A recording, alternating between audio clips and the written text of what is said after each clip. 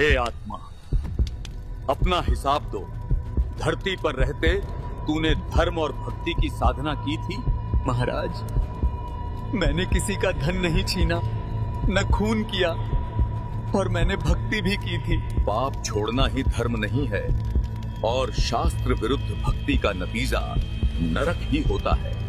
महाराज, मुझे तो किसी ने बताया ही नहीं कि कौन सी भक्ति सही है। झूठा है तेरा बहाना। देख, पूर्ण परमात्मा स्वयं तेरे द्वार पर आए। परमात्मा कबीर जी ने तुझे ज्ञान दिया, उनका विरोध किया। ये देख, तूने क्या किया। बेटा, जो तुम कर रहे हो वो गलत साधना है। जो तुम साधना कर रहे हो उससे तुम्हें कोई लाभ नहीं मिलेगा, बल्कि नरक में डाले जाओगे। बेटा, मेरी प्रार्थना है तुमसे, इस सतभक्ति को ना ठुकराओ।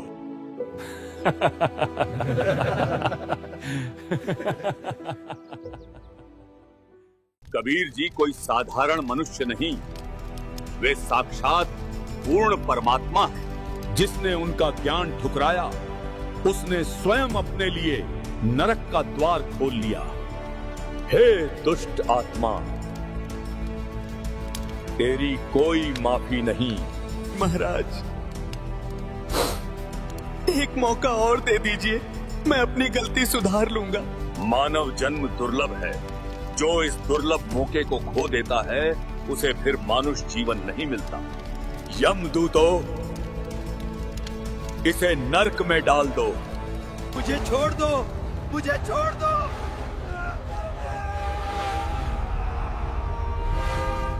अगली आत्मा को लाया जाए।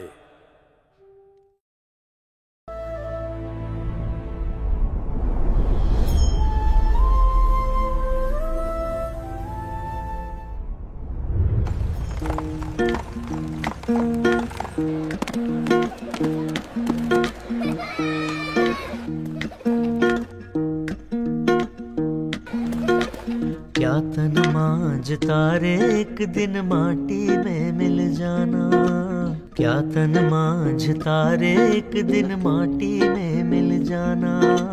पवन चले उड़ जाना रे पगले, समय चूक पछताना।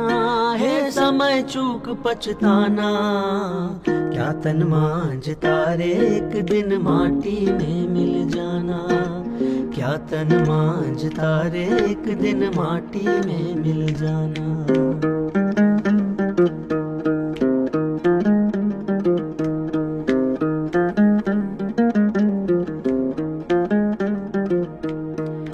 चार जना मिल गढ़ी बनाई, चढ़ा काठ की डोली।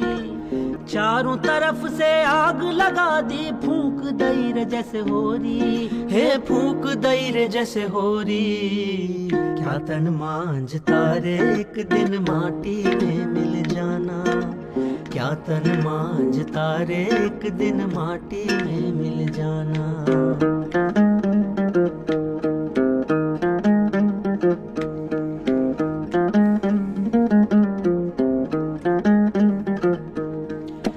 हाड़ जले जैसे बन की लकड़ियाँ, केस जले रे जैसे घासा। हे हाड़ जले जैसे बन की लकड़ियाँ, केस जले जैसे घासा रे। कंचन जैसी काया जल गई, कोई ना आए पासा। हे कोई ना आए पासा। क्या तन मांझता रे एक दिन माटी में मिल जाना। क्या तन मांझता रे एक दिन माटी में मिल जाना।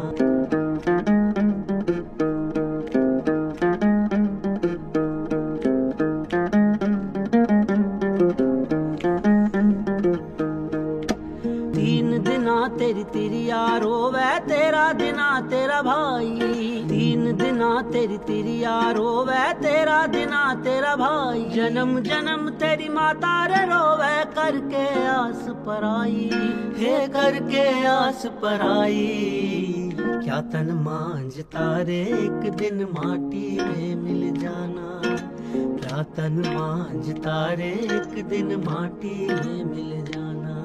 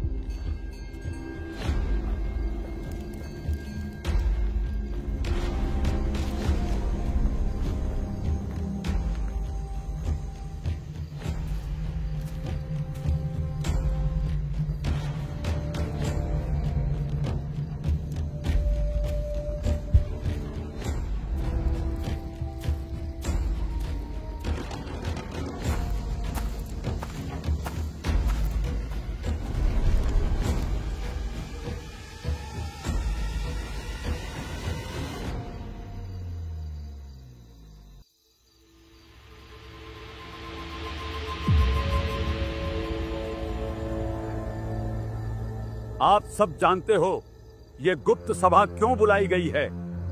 हमें जो शर्मिंदगी झेलनी पड़ रही है, उस जालिम जुलाहे कबीर की वजह से हमें जो अपमान सहना पड़ रहा है, उससे आप सब भली भांति परिचित हो। चाहे गली हो, चाहे कोई चौराहा, चाहे मंदिर हो, चाहे मस्जिद, जैसे हर जगह हमें नीचा दिखाने का मौका ढूंढता फिरता है। उसने तो मानो हमारी जिंदगी में ग्रहण लगा दिया है। मैं अपने साथ हुए बदव्यवहार के बारे में बताता हूँ। मैं काशी के सबसे बड़े भव्य मंदिर में वर्षों से शास्त्र पढ़ाता आया। लोग बड़ी श्रद्धा और आदर से मेरे चरण छूते थे, पर एक दिन अचानक वो जुलाहा कबीर वहां आ पहुंचा। यज्ञ, व्रत, दान ही मोक्ष का मार्ग हैं, यही परंपरा है। आप भोली भाली जनता को गुमराह कर रहे हो। असली दान वही है जिससे आत्मा का उद्धार हो, और उद्धार केवल नाम सुमिरन से होगा। जुलाहे, तू वेदों का अपमान करता है। मैं वेदों का अपमान नहीं करता, मैं उनका सार कहता हूं। वेद भी यही कहते हैं कि मोक्ष नाम सुमिरन से है और परमात्मा साकार है, जिसका प्रमाण हमें ऋग्वेद मंडल 9 सूक्त 82 मंत्र 1 में मिलता है। हमें सिर्फ उसी परमात्मा की भक्ति करनी चाहिए। झूठ बोलता है ये, झूठ है ये। सोचो, मेरी इज्जत मेरे ही मंदिर में मिट्टी में मिला दी। लोग मुझे छोड़कर उसी जुलाहे की जय जयकार करने लगे। और सोचो भाइयों, मेरे साथ क्या हुआ। मैं काशी के चौक पर सैकड़ों लोगों के बीच बैठा था, सब मेरे श्लोक सुन रहे थे। तभी ये नीच जुलाहा कबीर वहां आ धमका। धर्म परंपरा से चलता है, जो पीढ़ियों से होता आया वही सही राह है। पंडित जी, क्यों भोली जनता को बहका रहे हो? हम तो युगों से जनता का मार्गदर्शन करते आए हैं। हम तो परंपरागत गुरु हैं। कबीर, तू क्या जाने परंपराओं को। तू तो न हिंदू है न मुसलमान। त्योहार, यात्रा, व्रत और तीर्थ स्नान, यही मोक्ष का मार्ग है। व्रत करें से मुक्ति हो तो अकाल पड़े क्यों मरते हैं? तीर्थ जल में कच्छ और मच्छा जीव बहुत से रहते हैं। ये सब चीजें तो हम जैसे सच्चे गुरु ही बता सकते हैं। भाइयों, सतगुरु वही होता है जो शास्त्रों के अनुसार ज्ञान दे। व्रत करने से मुक्ति नहीं होती पंडित जी। गीता अध्याय 6 श्लोक 16 में भी लिखा है, ये साधना ना तो ज्यादा खाने वाले की, ना बिल्कुल न खाने वाले की सफल होती है। बिल्कुल न खाना मतलब व्रत रखना, अर्थात ये व्यर्थ है।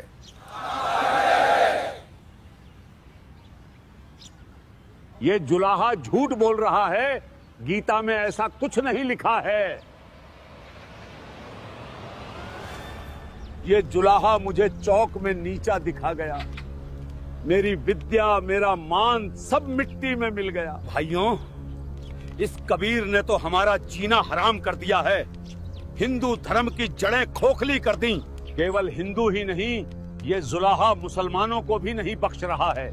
सुनो, मेरे साथ क्या हुआ। ये अल्लाह का घर है जो मक्का गया, हज अदा किया, अल्लाह के लिए कुर्बानी दी, वही नेक और परहेजगार माना जाएगा। यही असल ईमान की निशानी है। मुल्ला जी, मक्का, काशी, काबा सब पत्थर हैं। असली काबा तो हमारे दिल में है।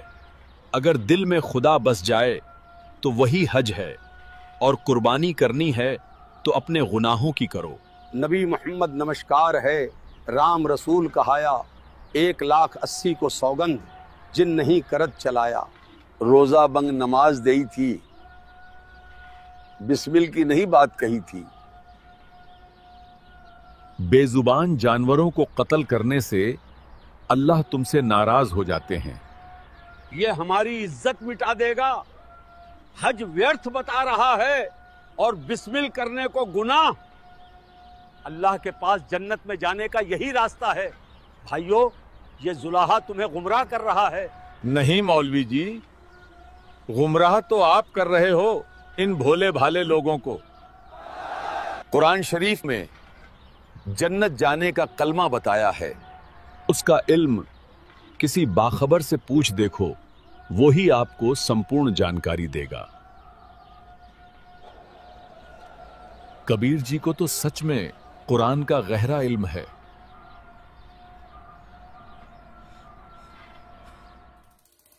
भाइयों, हमारी मस्जिदों में घुसकर ये हमारी आबरू मिटा रहा है। हिंदू हो या मुसलमान, ये सबका दुश्मन बन चुका है। ना तो इसकी हिंदुओं से राम राम है और ना ही मुसलमानों से सलाम। ये कबीर मारे से मरता नहीं, ज्ञान में हारता नहीं। अब हम करें तो करें क्या? हमारी इज्जत मिट्टी में मिल गई। लोग हमें छोड़कर उसी की जय जयकार करते हैं। बस अब बहुत हुआ। लो, हम सब यहीं आत्मदाह कर लेते हैं, जहर खाकर अपनी जान दे दें। ऐसी जिल्लत की जिंदगी जीने से अच्छा है मौत। हौसला रखो, मौत समाधान नहीं है। याद रखो, हम सबका दुश्मन एक है। अगर हम खुद ही हार मानकर जान दे देंगे तो क्या होगा? हमारा दुश्मन तो स्वतः ही जीत जाएगा। एक उपाय है। एक पीर साहब हैं, वे कबीर से उतनी ही नफरत करते हैं जितनी हम करते हैं। वही हमारी मदद करेंगे इस कबीर को रास्ते से हटाने में। अरे मुल्ला जी, जल्दी बताओ, ऐसे कौन पीर साहब हैं जो हमारी मदद कर सकते हैं? उन पीर साहब का नाम है शेख तकी। क्यों ना हम सब मिलकर सिकंदर लोदी के दरबार चलें और पीर शेख तकी जी से मुलाकात करें। आपने बिल्कुल सही कहा। यही आखिरी उम्मीद है हमारी काफिर कबीर से निजात पाने की। हाँ, सही कहा। अगर शेख तकी हमारे साथ हो जाएं, तो कबीर को कोई नहीं बचा सकता।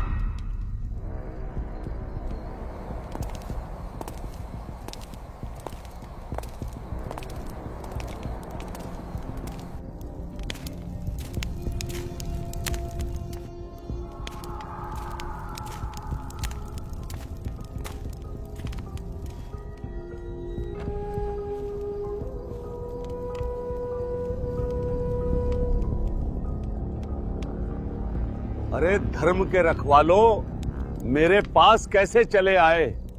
सब खैरियत तो है? धर्म के रक्षक तो आप हैं पीर साहब। धर्म पर बहुत बड़ा संकट आन पड़ा है, इसलिए आपकी शरण में आए हैं पीर जी। कैसा संकट मौलवी जी? कुछ तो बयान करो।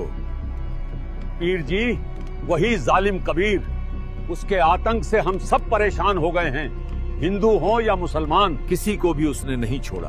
उसकी बातों से लोग मस्जिदें छोड़ रहे हैं। वो तो कहता है हज और रोजा हराम हैं। अब बताइए, इस नीच जुलाहे कबीर को और कितनी देर बर्दाश्त किया जाए? अच्छा, वो जालिम जुलाहा। भाई जालिम जुल्हे जारत लाई, ऐसा नाद बजाया है। जालिम जुल्हे जारत लाई, भाई काजी पंडित पकड़े पछाड़े, तिनको जवाब नहीं आया है। जालिम जुल्हे जारत लाई, ऐसा नाद बजाया है। जालिम जुल्हे जारत लाई, ऐसा नाद बजाया है। जालिम जुल्हे जारत लाई, गिरसट दर्शन सब खारिज कीने, दोनों दीन चताया है। जालिम जुल्हे जारत लाई, ऐसा नाद बजाया है। जालिम जुल्हे जारत लाई, ऐसा नाद बजाया है। जालिम जुल्हे जारत लाई। तुम सब सोचते हो मैं कबीर को नहीं जानता? मैंने इसे खत्म करने के लिए बेशुमार कोशिशें की हैं, मगर ये मरे से मरता ही नहीं। ये कोई आम इंसान नहीं, बहुत बड़ा जादूगर है। मैंने इसको गरम तेल के कढ़ाई में डलवाया,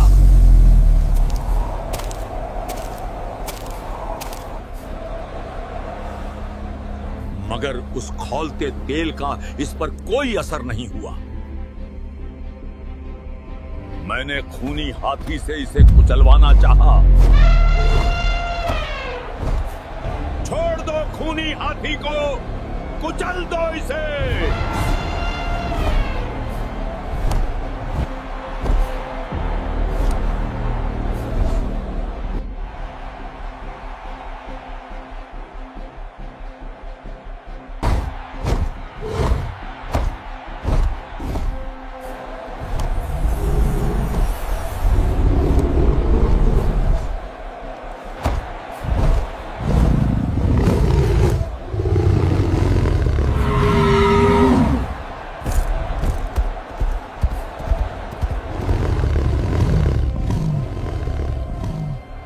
फिर से मोड़ इसे, दोबारा तोड़ा इसे उस चुलाहे पर।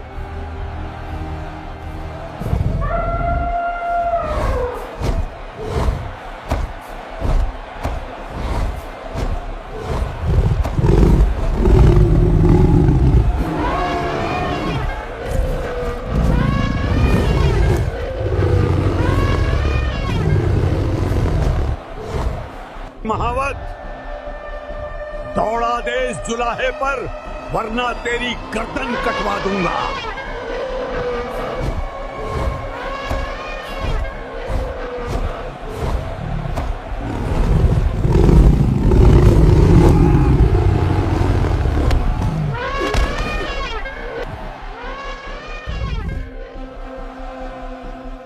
जैसे ही महावत ने हाथी को कबीर परमात्मा की ओर कुचलने के लिए मोड़ा, परमात्मा ने अपनी शक्ति से एक कहरी सिंह को प्रकट किया, जो केवल उस हाथी को दिखाई दे रहा था। हाथी भयंकर सिंह को देखकर कांप उठता और भयभीत होकर मैदान छोड़कर भाग जाता है। पर जब महावत बार बार हाथी को सताने लगा, तो पूर्ण परमात्मा ने करुणा स्वरूप वो सिंह महावत को भी दिखा दिया। ना जाने हाथी और महावत ने ऐसा क्या देख लिया कि दोनों डरकर भाग गए। मैंने इसके घर गुंडे भेजे, उन्होंने इसे तलवार से मारा, लेकिन ये फिर भी नहीं मरा, और यहां तक कि इसने एक मरे हुए लड़के को जिंदा कर दिया। कबीर, अगर तू सच में अल्लाह है तो कर दे इस मुर्दे को जिंदा। वो मुर्दा नदी में बहुत दूर बह गया था। इसने अपने हाथ के इशारे से ऐसा जादू किया कि वो मुर्दा अर्थी समेत वापस आ गया और नदी किनारे आ लगा। वो एक मुर्दा था और दोबारा जीवित नहीं हो सकता था, पर इसने अपनी शब्द के जादू से उस मृत शरीर में आत्मा ही प्रवेश कर दी। हे आत्मा, कबीर हुक्म से पुनः अपने शरीर में प्रवेश कर और उठ जा। कमाल हो गया, कमाल हो गया। सब जोर जोर से इसके जयकारे लगाने लगे और कहने लगे, कमाल हो गया, कमाल हो गया। इसने उस लड़के का नाम ही कमाल रख दिया। और इससे भी बड़ी हद तो तब हुई जब इसने मेरी ही बेटी को, जो कि मृत थी और कब्र में दफन थी। हे शेख तकी की लड़की, जीवित हो।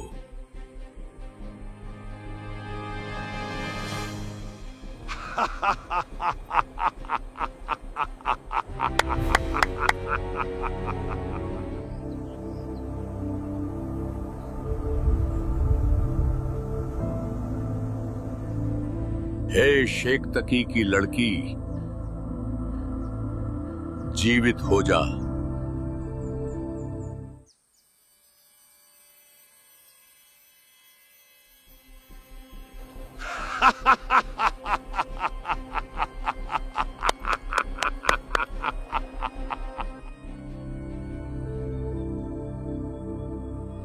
थोड़ी ना मुर्दे जिंदे होते हैं, मुर्दे तो कयामत के समय जीवित होते हैं।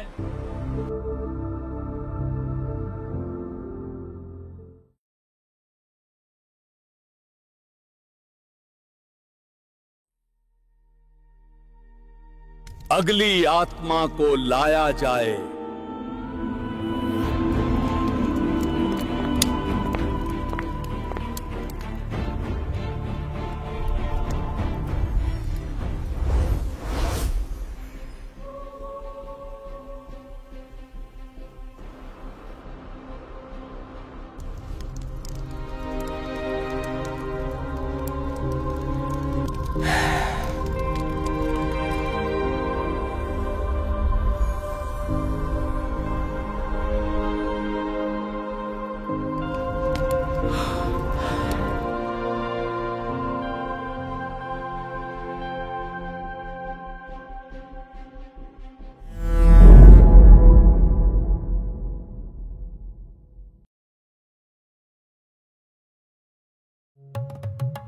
कमाली अपने पूर्व जन्म में राबिया थी, वही राबिया जिसने पूर्ण परमात्मा कबीर जी की शरण ग्रहण की थी। पर समाज की देखा देखी में उसने वो सच्ची भक्ति केवल 4 वर्ष निभाई और फिर सत भक्ति त्याग कर समाज में प्रचलित साधनाओं में लौट गई। उस सत भक्ति के कारण राबिया वाली आत्मा को लगातार 3 मनुष्य जन्म और मिले। राबिया के बाद वो बांसुरी नामक प्रसिद्ध गायिका बनी, फिर एक गणिका के रूप में जन्मी और अंततः तीसरे जन्म में उसने शेख थकी के घर बेटी रूप में जन्म लिया। जब कमाली का जीवन काल पूर्ण हुआ और उसका लेखा जोखा धर्मराज के दरबार में किया जा रहा था, तभी पूर्ण परमात्मा कबीर साहब वहां प्रकट हुए और अपने शरणागत को धर्मराज के बंधन से मुक्त करा ले गए।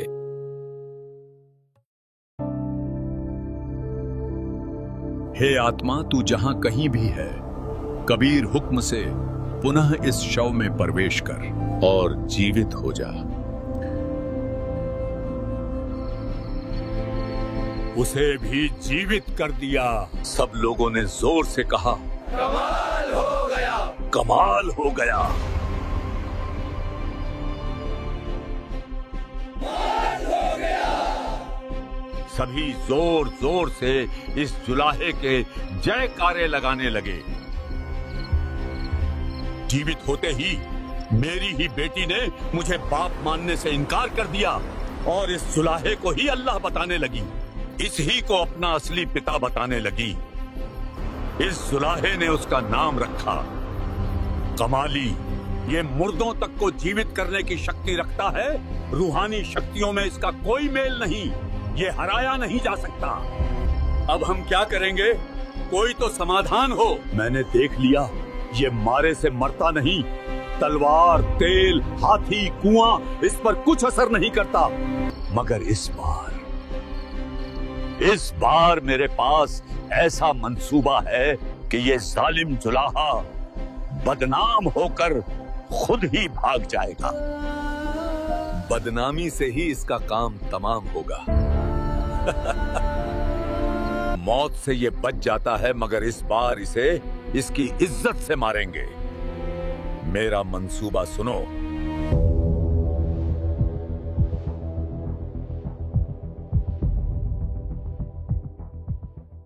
वाह पीर साहब, ना रहेगा बांस, ना बजेगी बांसुरी।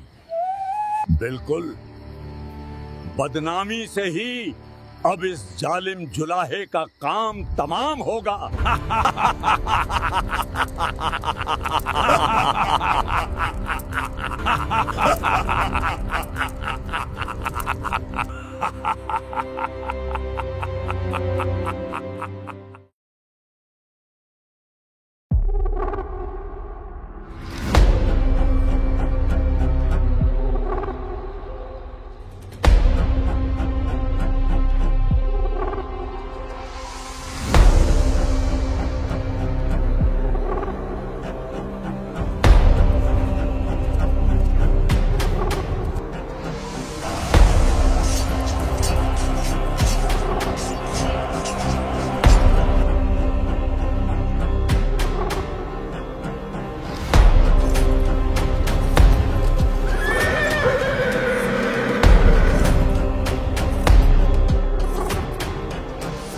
सबको पता है आपको किस काम के लिए इकट्ठा किया गया है।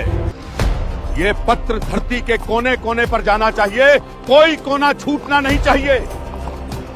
आगे बढ़ो, इस पत्र को धरती के कोने कोने में पहुंचा दो।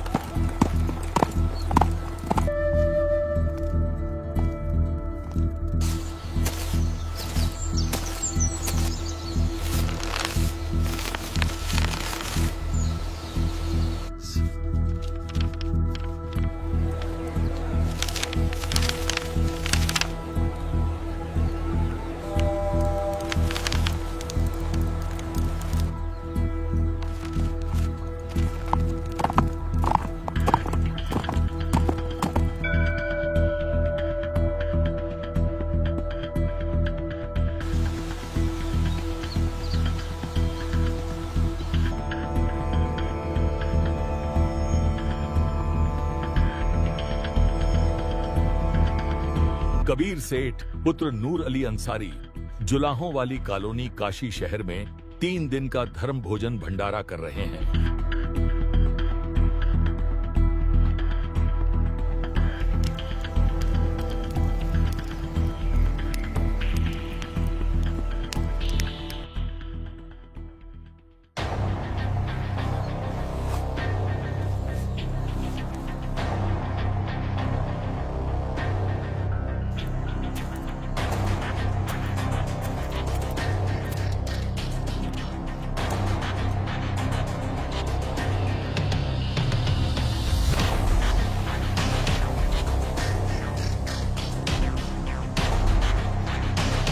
भंडारे का न्योता फैलते ही दूर दराज से साधु संत और फकीर काशी की ओर निकल पड़े।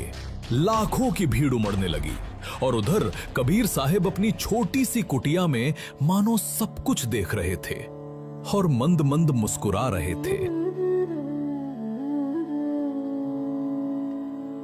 हे गुरुदेव, आप थक गए होंगे, कृपया अब थोड़ी देर विश्राम कर लीजिए।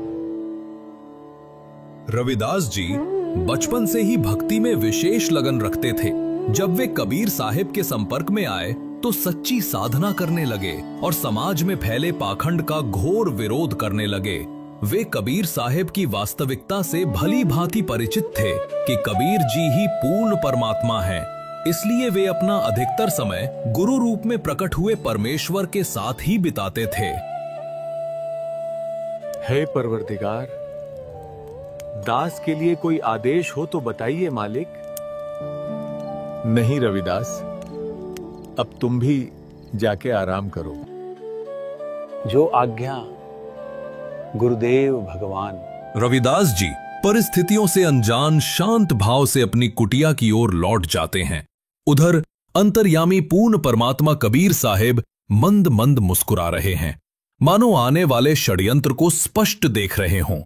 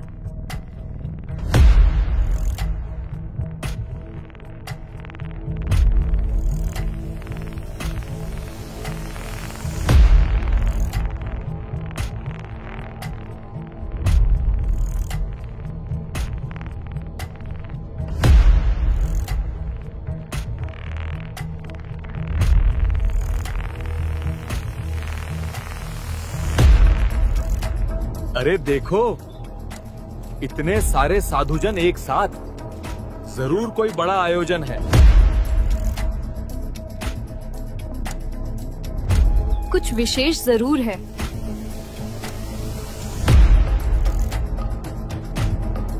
ये सब साधुजन कहाँ जा रहे होंगे?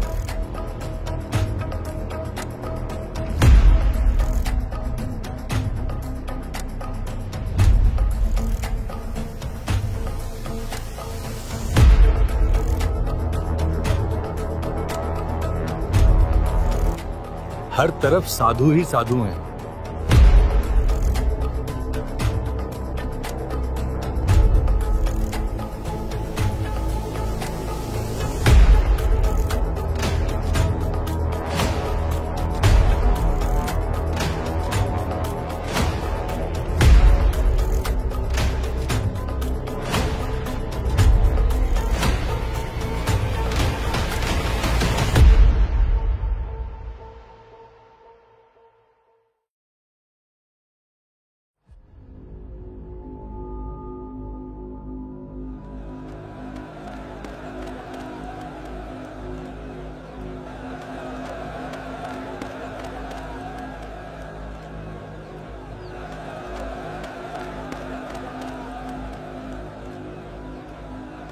भाइयों, आज काशी में ऐसा क्या खास है कि इतनी भीड़ उमड़ आई है? अरे काशी वालों, तुम कौन सी दुनिया में रहते हो? काशी के बहुत बड़े सेठ कबीर जी भंडारा करा रहे हैं, और वो भी 3 दिन का। क्या तुम्हें खबर नहीं? नहीं तो क्या तुम्हें कोई निमंत्रण पत्र भी मिला है? हाँ हाँ, क्यों नहीं। ये देखो, हम बिना बुलावे नहीं आते।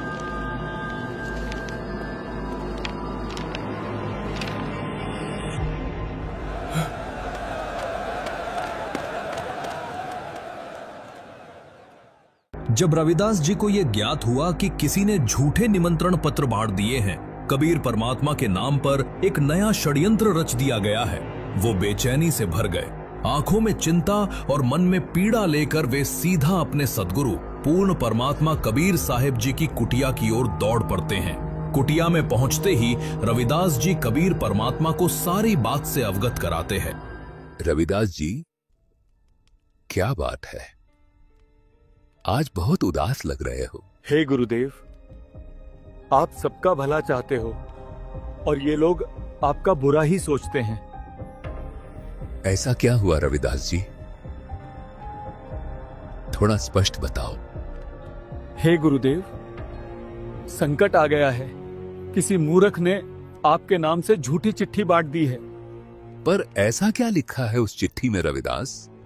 गुरुदेव, उसमें लिखा है कि काशी के सेठ नीरू पुत्र कबीर 3 दिन का भंडारा करवा रहे हैं। सेठ कबीर जी प्रतिदिन भोजन करने वाले को प्रत्येक बार एक दोहर, एक स्वर्ण मोहर और सूखा सीधा भी दान करेंगे। भोजन में सभी प्रकार के मिष्ठान व व्यंजन परोसे जाएंगे। हे गुरुदेव, ये सब आपके खिलाफ भयानक षड्यंत्र है।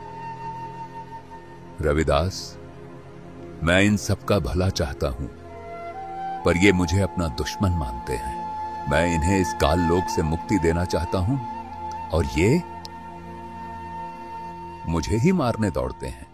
रोज रोज के इन षड्यंत्रों से मैं अब थक चुका हूं। रविदास, दरवाजा बंद कर दो और अंदर से साकली लगा दो। चाहे कोई कितना भी दरवाजा पीटे, खोलना मत। वे अपने आप थक हार कर वापस लौट जाएंगे। आज रात्रि होते ही मैं अपने वृद्ध माता पिता को लेकर इस नगर को छोड़ दूंगा, जिसकी हमने शरण ली है। रविदास, अब हमारी रक्षा भी वही करेगा इस भारी संकट से। जो सबका मालिक है, उसी को याद करो रविदास।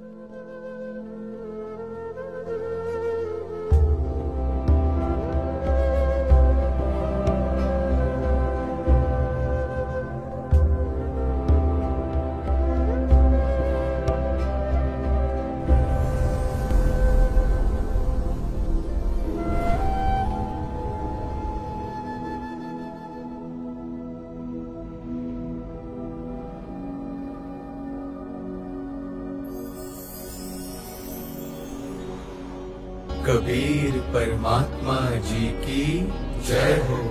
हे पूर्ण परमेश्वर, आपका संदेश मिला। आपके आदेशानुसार असंख्य सेवक तैयार कर दिए गए हैं। वो लोग तो खाकी और कंजूस हैं, जहां समय पर भोजन भी नहीं मिलता। ले जाइए दाता, जितने चाहिए।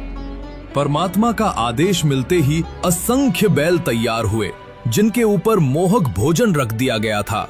कबीर परमेश्वर ने उन असंख्य बैलों में से केवल 9 लाख ही अपने साथ लिए।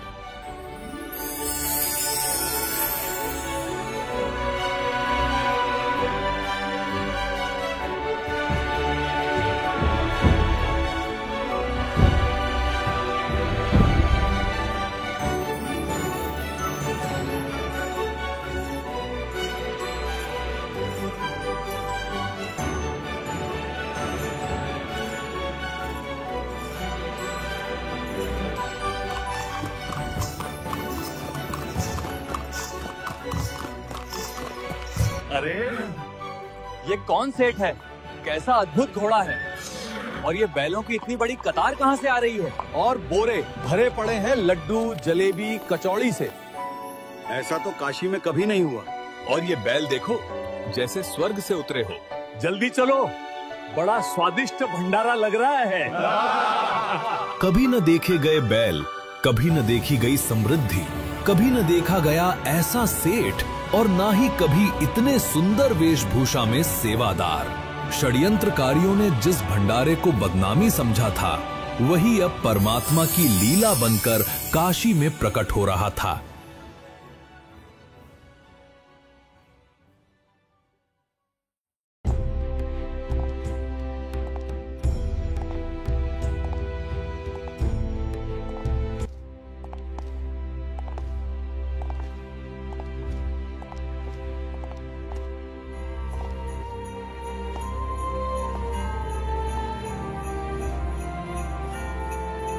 सिकंदर लोदी, जिसकी सत्ता लगभग पूरे भारतवर्ष पर थी, उसके शासनकाल में पाकिस्तान, बलूचिस्तान, ईरान, इराक तक उसकी पहुंच मानी जाती थी। लेकिन इतना शक्तिशाली शासक भी एक भयानक रोग से पीड़ित था, जलन का रोग। ऐसा रोग मानो शरीर आग में जल रहा हो, पर आग न हो। न ठीक से खा सकता था, न पी सकता था। बड़े बड़े हकीम, मौलवी, पंडित बुलाए गए, पर कोई इलाज न कर सका। और वही रोग पूर्ण परमात्मा कबीर साहिब के केवल आशीर्वाद रूपी हाथ रखते ही मिट गया।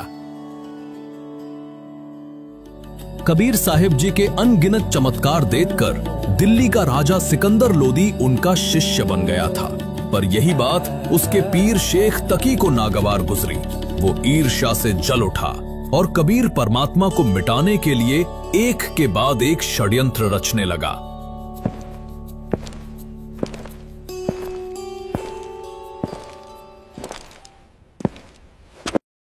आइए पीर जी, कैसे आना हुआ? महाराज, क्या आपको मालूम नहीं, आपके गुरुदेव काशी में बहुत बड़ा भंडारा कर रहे हैं। आपके नाम भी चिट्ठी आई है। क्या आप वहां नहीं जाएंगे महाराज? क्यों नहीं? मेरे गुरुदेव भंडारा करें और मैं न जाऊं, ये कैसे हो सकता है?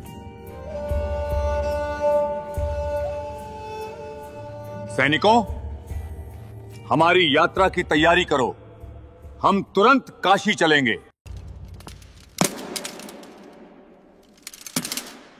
राजा सिकंदर लोदी अपने हाथियों और सेना के साथ काशी की ओर रवाना हुआ और शेख तकी, षड्यंत्र का सूत्रधार, उसके पीछे पीछे चला।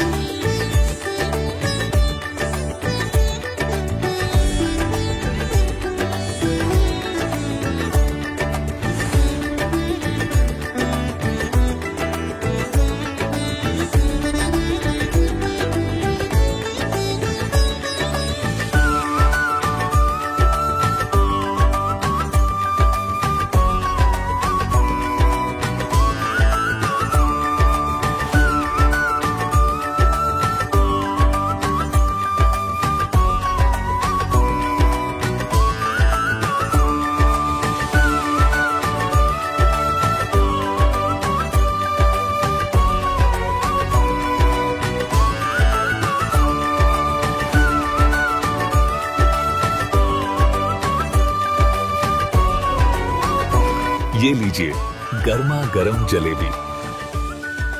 कबीर सेठ की, कबीर सेठ की। ऐसा भंडारा करने वाला कौन है? हम उसके दर्शन किए बिना नहीं जाएंगे। अरे सचमुच जैसा पत्र में लिखा था वैसा ही मिल रहा है, सोने की मोहर और दोहर तक।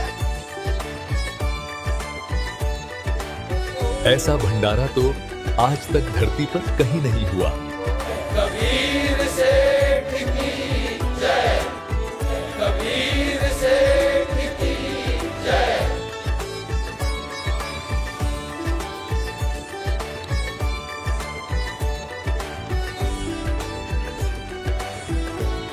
कबीर सेठ की जय। हे अल्लाह, ये कैसा मनमोहक भंडारा है। जय कबीर सेठ की जय। ये भंडारा कैसे चल रहा है? कौन करा रहा है ये सब? अरे सचमुच जैसा पत्र में लिखा था वैसा ही मिल रहा है, सोने की मोहर और दोहर तक। ऐसा भंडारा तो आज तक धरती पर कहीं नहीं हुआ। ये क्या हो गया?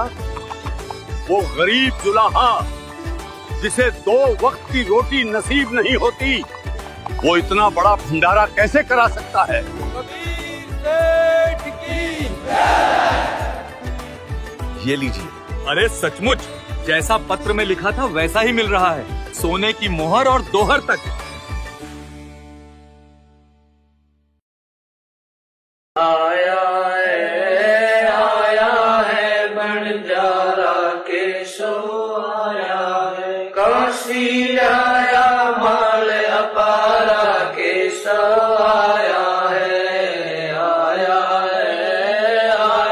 है बंजारा केशो आया है। 9 लाख बोडी बड़ी विशंबर, 9 लाख बोडी बड़ी विशंबर दिया कबीर भंडारा केशो आया है। आया है बंजारा केशो आया है। धरती ऊपर तंबू ताने, धरती ऊपर तंबू ताने, चौपड़ के बजारा केशो आया है। आया है बंजारा केशो आया है। कौन देश से बालद आई, कौन देश से बालद आई, ना कहीं बजाने वाला केशो आया है। आया है बंजारा केशो आया है। अपरम पार पार गत तेरी, अपरम पार पार गत तेरी, कित उतरी जलधारा केशो आया है। आया है बंजारा केशो आया है। साहूकार नहीं कोई जाके, साहूकार नहीं कोई जाके, काशी नगर मजारा केशो आया है। आया है बंजारा केशो आया है। दास गरीब कल्प से उतरे, दास गरीब कल्प से उतरे, जिया पे अलख कर तारा केशो आया है। आया है बंजारा केशो आया है। दास गरीब कल्प से उतरे, दास गरीब कल्प से उतरे, जिया पे अलख कर तारा केशो आया है। आया है बंजारा केशो आया। भक्त जी, मेरे गुरुदेव कबीर जी कहाँ हैं? मैं उनसे मिलना चाहता हूँ। राजन, कबीर जी का तो पता नहीं, पर सामने एक विशाल तंबू में केशव नाम का व्यक्ति बैठा है जो ये सारी व्यवस्था करा रहे हैं। आप चाहो तो उनसे मिल सकते हो। मान्यवर, आप कौन हैं और भगवान कबीर जी से आपका क्या संबंध है? मेरा नाम केशव है। मैं कबीर जी का पगड़ी बदल मित्र हूं। उनका संदेशा आया था, एक छोटा सा भंडारा करना है, तो दास उनकी सेवा में हाजिर है। छोटा सा भंडारा? 18 लाख आदमी यहां भोजन कर रहे हैं और ये इसे छोटा कहता है, हाँ? परंतु कबीर जी स्वयं क्यों नहीं आए? राजन, जब उनकी मौज होगी वे स्वयं पधारेंगे। दास उनकी सेवा में यहाँ हाजिर हैं। राजन, आपसे प्रार्थना है, आप भी भंडारा ग्रहण करें। नहीं, भंडारा तो मैं अपने गुरुदेव के दर्शन के पश्चात ही ग्रहण करूंगा।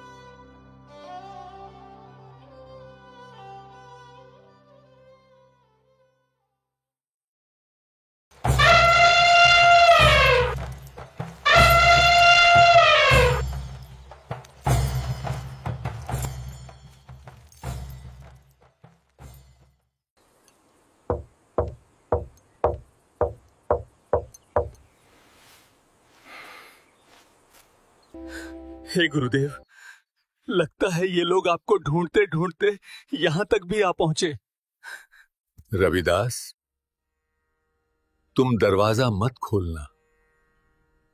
ये लोग दरवाजा पीट पीट कर थक जाएंगे और स्वयं लौट जाएंगे। दरवाजा खोलिए गुरुदेव। आपका दास सिकंदर लोधी आया है। राजन, मैं बहुत दुखी हो चुका हूं। किसी ने मेरे नाम से झूठी चिट्ठी बांट दी है। मैं तो एक गरीब जुलाहा हूं, पूरे दिन जुलाहे का काम करता हूं।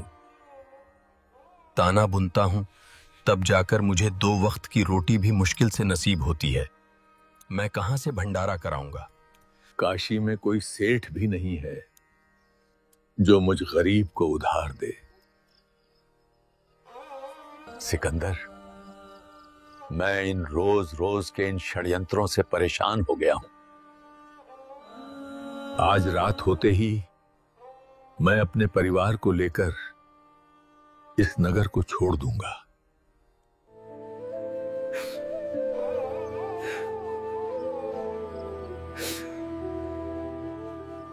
हे अल्लाह, आप अपने इस दास को भ्रमित नहीं कर सकते। दास जान चुका है कि आप कौन हैं। बाहर आपकी मनमोहक लीला चल रही है। 18 लाख लोग भोजन कर रहे हैं, आपकी जय जयकार कर रहे हैं। दास आपके दर्शन करना चाहता है, दरवाजा खोलिए। परवरदिगार। रविदास, खोल दो दरवाजा।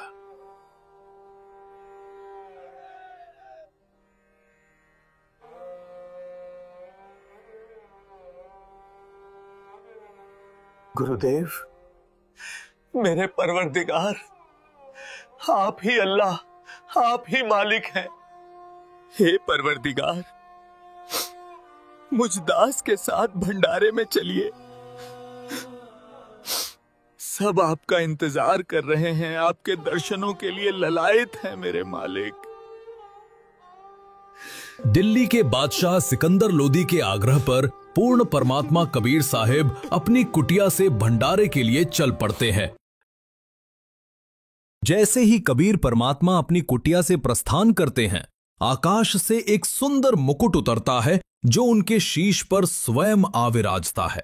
उसी क्षण आकाश से फूलों की वर्षा होने लगती है। दिल्ली का राजा सिकंदर लोदी अपने गुरुदेव कबीर परमात्मा को शाही हाथी पर बिठाता है और श्रद्धा से उनके ऊपर चमर सेवा करता हुआ भंडारे की ओर प्रस्थान करता है। जब कबीर परमात्मा उस दिव्य भंडारे के समीप पहुंचते हैं तो वहां उपस्थित असंख्य साधु संत उत्साह और भक्ति में डूबकर जयकारे लगाने लगते हैं।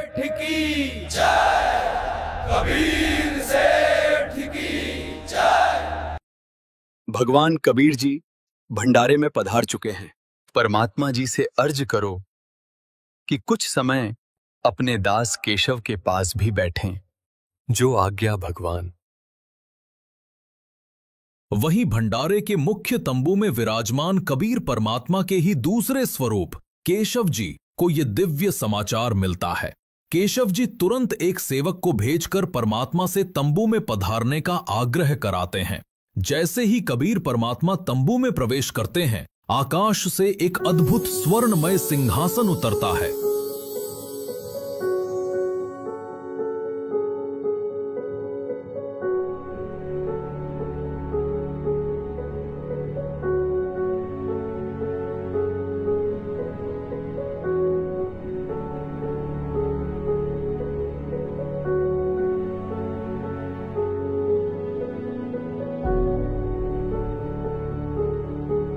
जिस पर स्वतः ही एक मनमोहक रेशमी आच्छादन बिछ जाता है।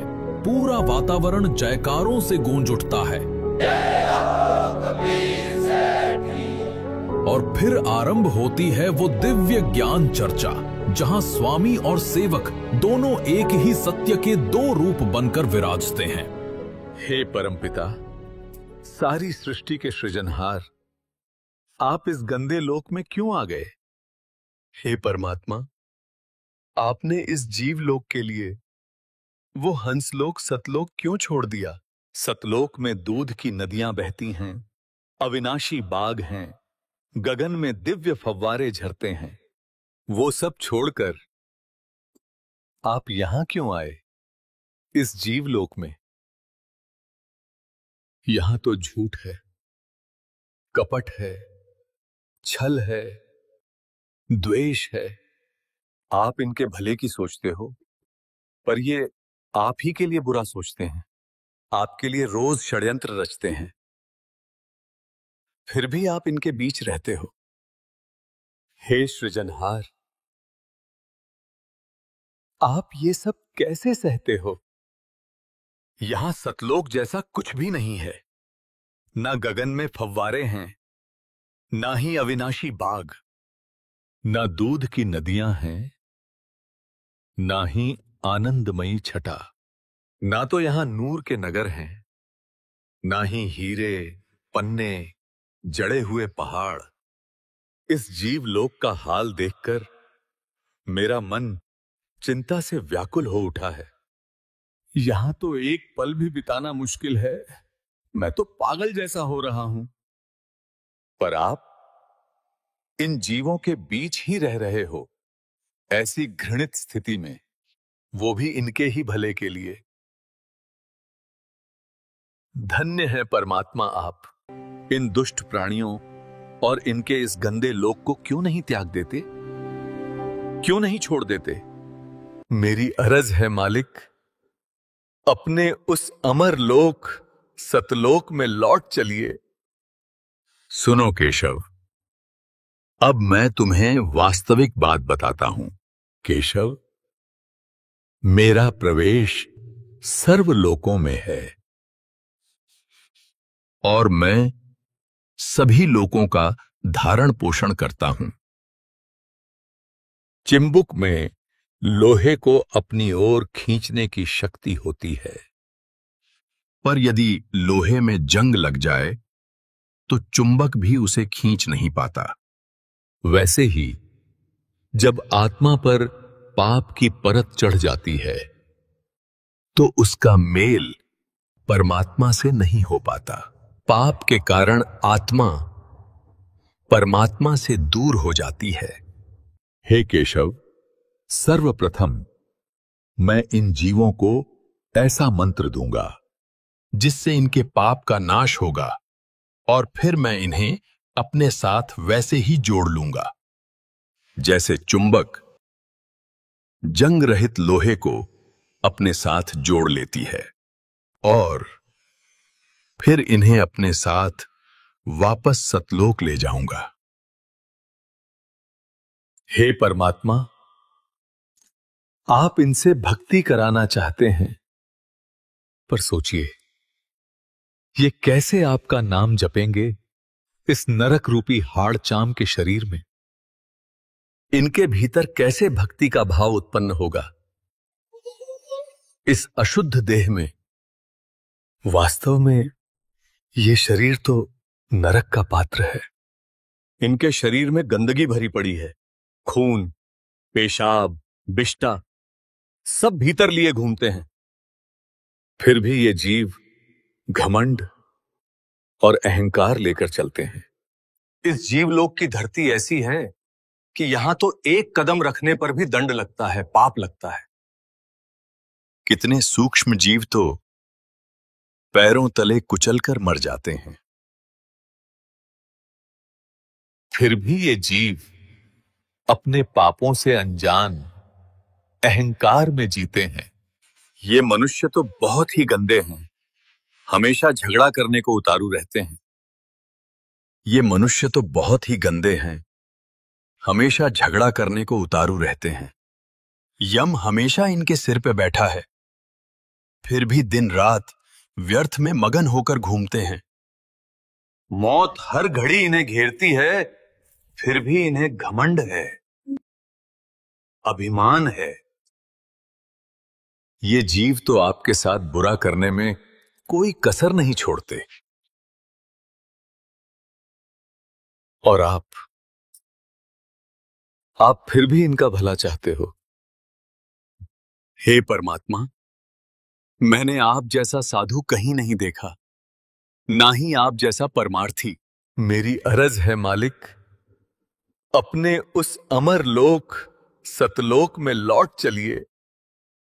केशव, तुमने पूछा था कि इस हाड़ चाम के शरीर में जो गंदगी से भरा है, इसमें भक्ति कैसे पनपेगी? तो सुनो, जिस प्रकार इस ही हाड़ चाम के शरीर में रक्त और मांस के बीच भी अमृत स्वरूप दूध उत्पन्न होता है, वैसे ही इस शरीर में भक्ति भी पनपेगी। वो भक्ति सिर्फ मेरे द्वारा दिए गए मंत्र से बनेगी, और वही मंत्र जीवों को इस काल लोक से छुड़ाकर परम लोक सतलोक तक पहुंचाएगा। केशव, मैं हर युग में आता हूं, सतयुग में सत सुकृत नाम से, त्रेता में मुनिंदर नाम से, द्वापर में करुणामयी नाम से, और कलयुग में अपने वास्तविक नाम कबीर नाम से। इसके अतिरिक्त भी मैं साधारण साधु संत की भूमिका निभाकर जीवों को सतभक्ति का ज्ञान देने की कोशिश करता हूं, पर ये जीव ये एक नहीं समझते, ना मेरा ज्ञान सुनना चाहते हैं, बल्कि मेरी बात को न समझकर मुझे ही मारने दौड़ते हैं। हे केशव, मैं अलग अलग भेष धरकर कभी जिंदा महात्मा, कभी साधु, तो कभी फकीर बनकर घर घर गया। इन सभी जीवों ने काल द्वारा फैलाया हुआ अज्ञान इतना अधिक सुना है कि मेरे द्वारा दिया गया सतज्ञान इन्हें कड़वा लगता है। जैसे जैसे जीव इस सतज्ञान को समझने और स्वीकारने लगता है, मैं उसे वास्तविक मंत्र देता हूं और इस काल लोक से मुक्त करा देता हूं। इसलिए मैं बंधनों से मुक्त कराने वाला बंदी छोड़ भी कहलाता हूं।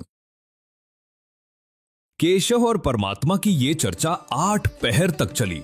ये ऐसा चमत्कार था कि मैदान में उपस्थित प्रत्येक व्यक्ति इस चर्चा को सुन पा रहा था। कबीर साहेब की जय, केशव सेठ की जय। परमात्मा के सत्संग को सुनकर लाखों व्यक्तियों ने नाम लिया और उनकी जय जयकार की। पर कहते हैं ना, दुष्ट ना छोड़े दुष्टता।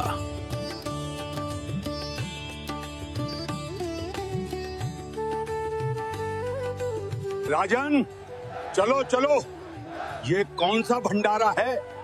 ऐसे ऐसे भंडारे तो हम 100 कर दें। ये तो महोत्सव है, तमाशा है बस। शेख तकी ने कबीर परमात्मा पर जुल्मों की हद पार कर दी थी। उसने अनगिनत षड्यंत्र रचे, पर इतना बड़ा चमत्कार देखने के बाद भी वो ईर्ष्या के वश होकर कबीर परमात्मा के खिलाफ ही बोला, और ये गलती उसकी आखिरी गलती बनने वाली थी। उसी क्षण उसे मानो लकवा मार गया। उसकी सुनने और बोलने की शक्ति छिन गई। वह गूंगा बहरा हो गया। 3 दिन का भंडारा पूर्ण हुआ। जिस झूठी चिट्ठी से षड्यंत्र रचा गया था, उसी को पूर्ण परमात्मा कबीर साहब ने सत्य कर दिखाया। जैसा उसमें लिखा था वैसा ही हुआ। प्रत्येक साधु संत को मोहक भोजन मिला। हर थाल में स्वादिष्ट व्यंजन परोसे गए और भोजन के साथ सबको मिला एक दोहर, एक अशर्फी और सूखा सीधा। सभी जन तृप्त हुए, संतोष और आनंद से भर गए। कबीर भगवान की। ये था वो दिव्य क्षण जब बदनामी की चाल परमात्मा की लीला बन गई। कहते हैं केवल पूर्ण परमात्मा ही असंभव को संभव बना सकता है। जो कभी घट नहीं सकता उसे घटा देता है। काशी के इस भंडारे में भी ऐसा ही चमत्कार हुआ। जो होना असंभव था उसे पूर्ण परमात्मा कबीर साहब ने कर दिखाया। इतना मनमोहक और दिव्य भंडारा कि उसने इतिहास रच दिया। एक ऐसी घटना जिसे सदियों तक श्रद्धा से याद किया जाएगा। भंडारा पूर्ण होते ही सभी सेवक आत्माएं अपने शेष सामान को फिर से बैलों पर लादने लगीं और थोड़ी ही देर में वे सभी सेवक और असंख्य बैल गंगा नदी के किनारे जाकर खड़े हो गए। गंगा में पानी ज्यादा है, अभी जाना सही नहीं रहेगा केशव जी। बिल्कुल सही बात है, अभी जाना सही नहीं रहेगा सेठ जी। जाइए जाइए केशव जी, आपके बंजारे दूर ना निकल जाएं।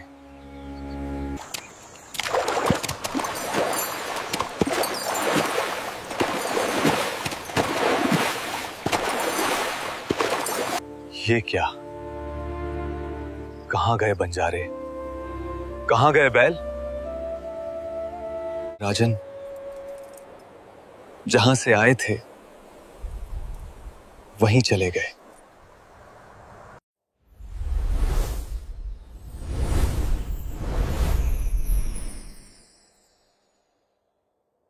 सिमटे भेक इकट्ठा हुआ काजी पंडित माही। गरीबदास चट्ठा फिरा जम्बूदीप सब ठाई।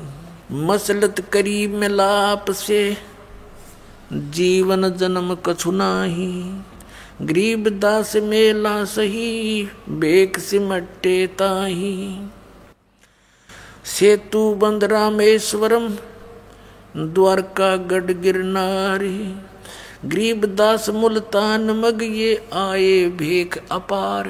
हरिद्वार बद्री विनोद गंगा और केदार। गरीबदास पूरब सजे ना कुछ किया विचार। 18 लाख दफ्तर चढ़े अस्तल बंद मुकाम। गरीबदास अनाथ जीव और कहते उस धाम। बेख देख रविदास जी गए कबीरा पास। गरीबदास रैदास कहे छूटा काशी बास। लाए तार लौलीन होए रूप विहंगम माही।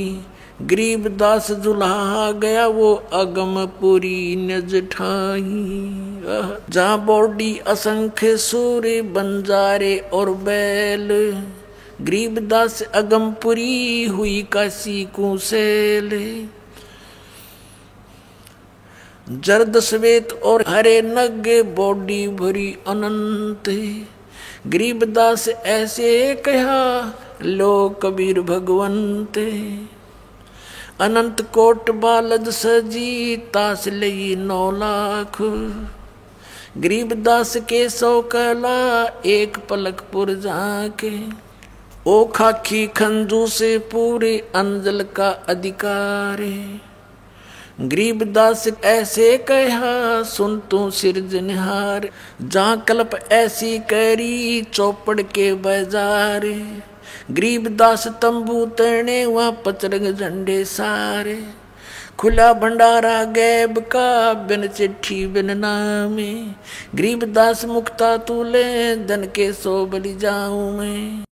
जिन्ने जनवा तुल है बूरा घरत और दाल, गरीबदास आटे अटक ये लेवे मुक्ता माल। कस्तूरी पान मिठाइयाँ लड्डू जलेबी चंगेर, गरीबदास नुक्ती ने रखे जैसे भंडारी कुबेर। बिना पकाया पक रहा उतरे अरस खमीर, गरीबदास मेला शुरू हुआ जय जय होत कबीर। सकल संप्रदा तृप्ति 3 दिन जोनार, गरीबदास सठ दर्शनम सीधे गंज अपार। शाह सिकंदर को सोनी धन कबीर बलि जाऊं मैं, गरीबदास मेले चलो मम हृदय धर पाऊं। कहे कबीर सुन साहा तू ये भेख बिगाड़ा काम, गरीबदास कैसे चलूं मो गठरी नहीं दाम। नहीं काशी में साह कोए मोहे उधारा देत, गरीबदास ताना तनु जब कुणबे की सुध लेत। मैं आधीन निकट हूँ उदर भरनी मोहे, गरीबदास माता दुखी और मोमन है छोए। एक कबीर तुम अल्लाह हो पलक बीच परवाह, गरीबदास कर जोड़ कर ऐसे कहता सा। तुम दयाल दरवेश हो धर आए नर रूप, गरीबदास ऐसे कहे साहा सिकंदर भूप। उठे कबीर कर्म किया बरसे फूल आकाश, गरीबदास मेले चले वह चोर कर तरविदास। 3 एक चंडोले में रे दास साह कबीर, गरीबदास चौरा करे वो बादशाह बलबीर।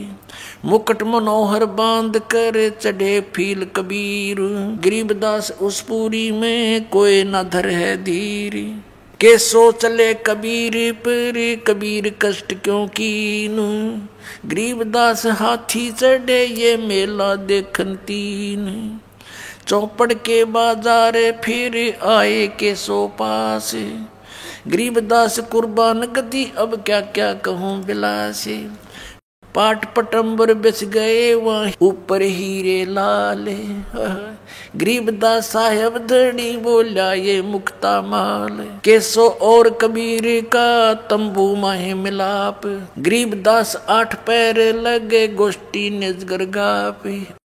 केसो कहे कबीर से ये पूछे बाता बीने, गरीबदास क्यों उतरे ऐसे मुल्क मलीने।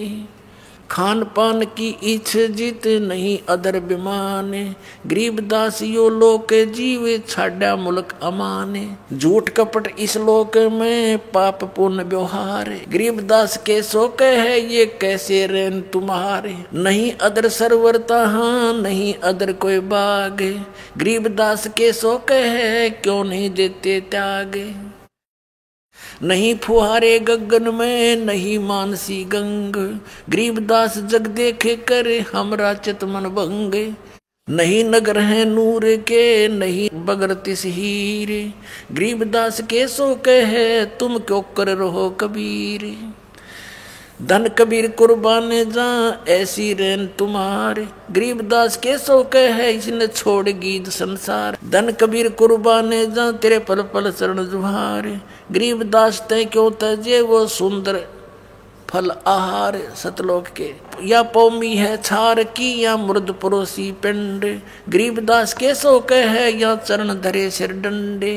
नरक भरे तिस उदर में ये रुद्र बरी सब दे, गरीबदास के सो कहे या मुनसो मुख खे।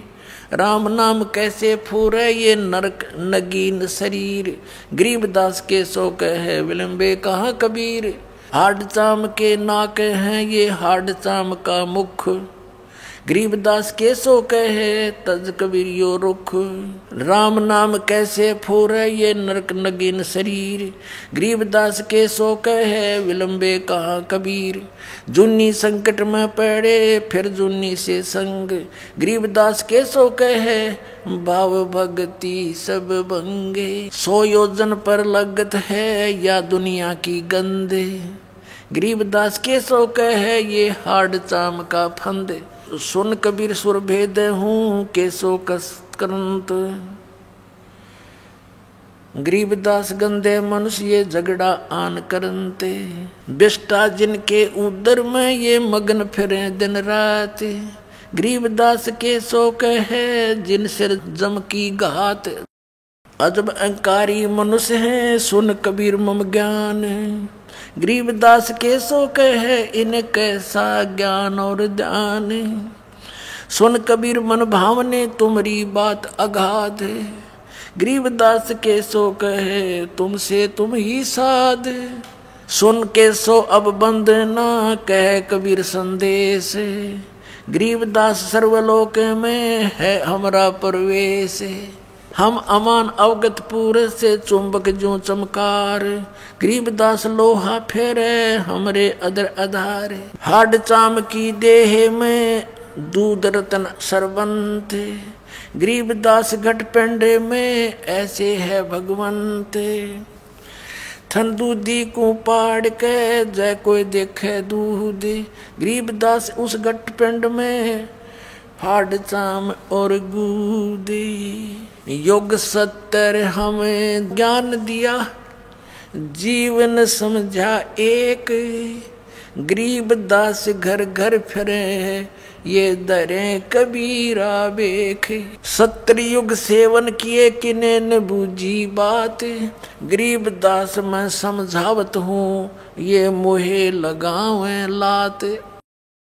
स्वर्ग मृत्यु पाताल में हम बैठे कई बार, गरीबदास धर घर घर से जा मार मार के मारे।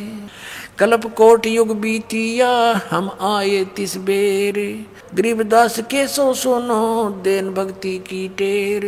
हमारी जात अपूरे भी पूर्व रेन हमारे, गरीबदास कैसे जुड़े इस पश्चिम के कातारे।